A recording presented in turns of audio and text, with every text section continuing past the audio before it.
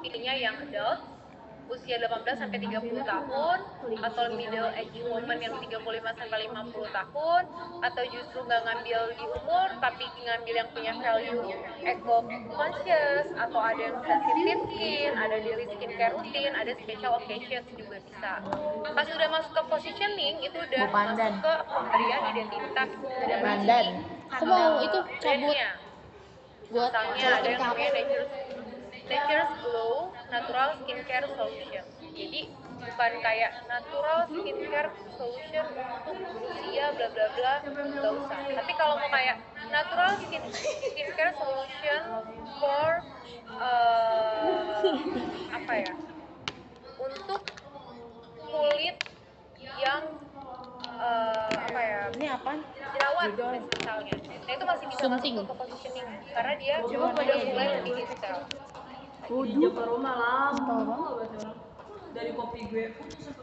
Nah, prosesnya seperti apa sih? Yang pasti bermula awalnya dari variabel segmentation dulu.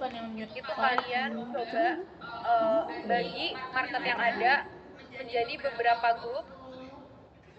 Seperti misalnya bagus tuh cukup sampai di perempuan aja, atau mau perempuan sama laki-laki, atau mau Jakarta dan Surabaya aja, atau mau sampai tapi nggak ada yang di bawah itu juga bisa. Maksudnya 01. Nah, variabel dari segmentation itu bisa umur, gender, income, tergantung juga kalian mengambilnya dari demografik, geografik, karakteristik, atau behavioral.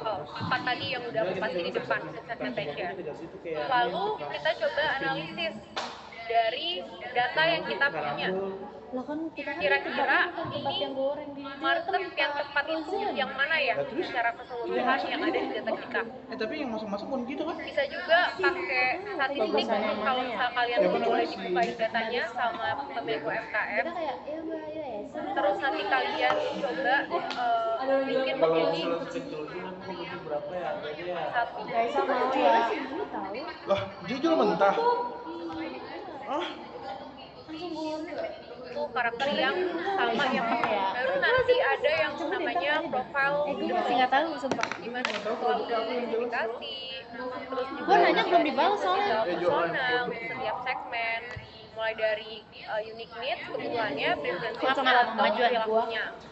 Terus itu termasuk juga demografik, psychographic, behavioral, dan di profil development ini kalau di segmen analisis itu cukup sampai kuantitatif, di profil development ini kalian juga bisa mulai dapat insight secara kualitatif tentang melalui wawancara atau kalian observasi secara langsung.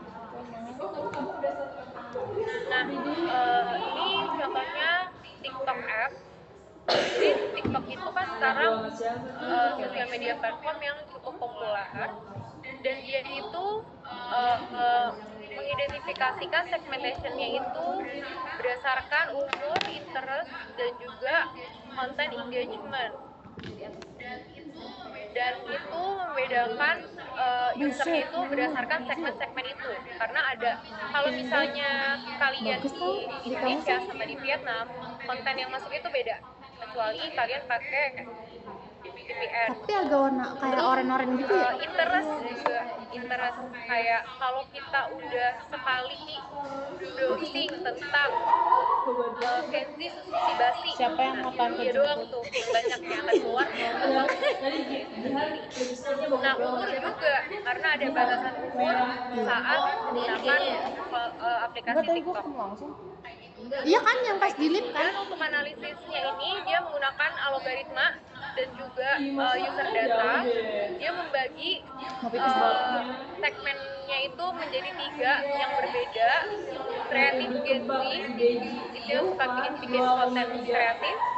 Lalu music enthusiast, orang-orang yang suka musik, karena banyak juga viral dari aplikasi TikTok. Dan juga ada komedi lover, jadi konten-konten yang komedi pasti followersnya banyak. Jadi awalnya tuh dia coba bagi segmen itu ke 3 itu.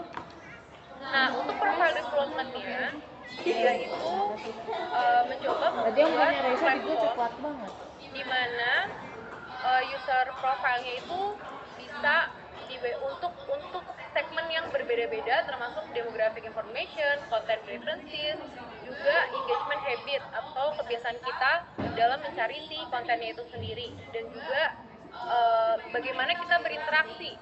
Sekali kita komen di akun yang kontennya lucu, pasti nanti ada beberapa lagi konten sejenis yang ada di situ.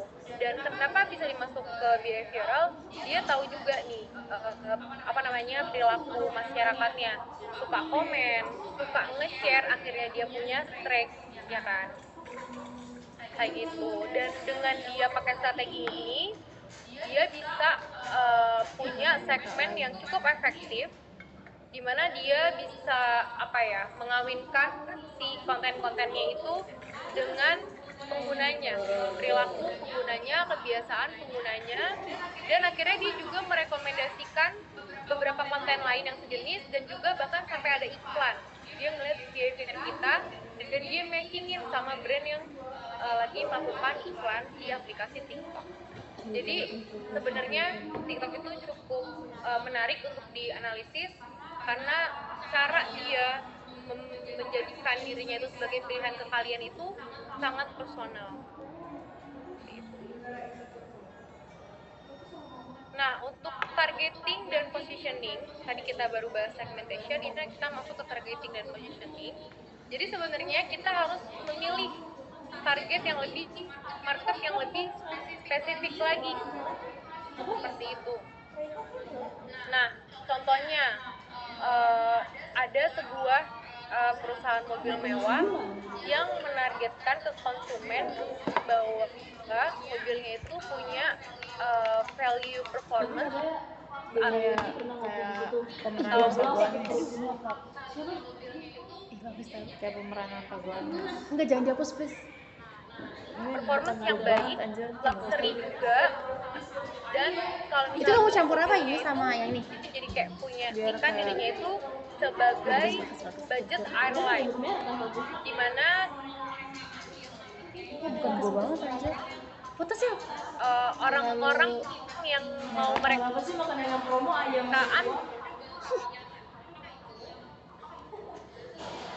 Kan nggak bisa makan ayam. orang-orang yang mau mereka pikir bukan Emirates mahal banget sayang. Lion Air ya, tapi Batik Air so-so lah. Kok bisa gitu? Nin, Asia. alergi. Alergi ayam. Biasa perut Kalau di kamera bagus sih. Asia, Citylink dia masih lumayan harganya, bersih juga. Lu kalau yang lagi udah beli haki, boleh minjem kaca gak? Lu kalau yang Espoir menang giveaway mau nyoba dong? Boleh. Gue penasaran Espoir. Ini aja nih dapat dari Jakarta X Beauty. Pengen deh gue. Dia ada shade lebih mudanya nggak? Kayaknya ada. Coba cari. Sekarang Ini kan kita trap. Gue tuh pengen masuk beli ke ini. positioning. Instagram. Nah, positioning ini Iya ya, katanya bagus. Kalau luntur coklat nih.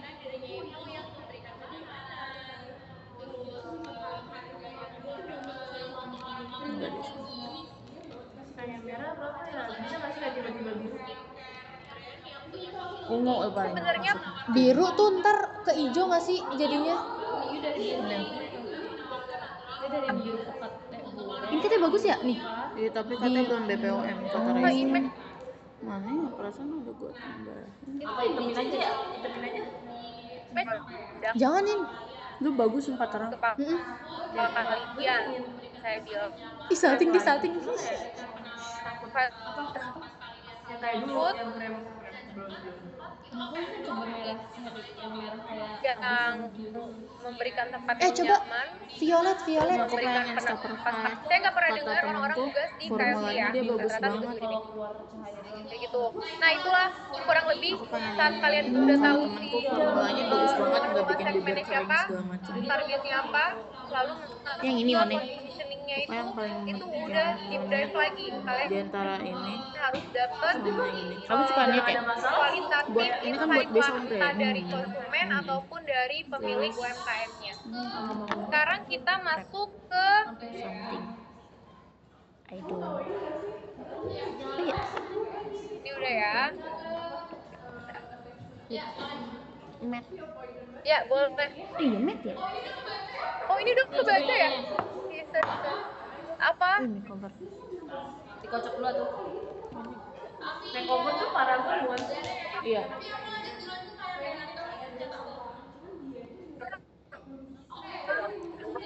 Udah. Api, iya. Dia niatnya saya rada ke ungu ya, lebih ke ungu. Pengen. Gak ada ya.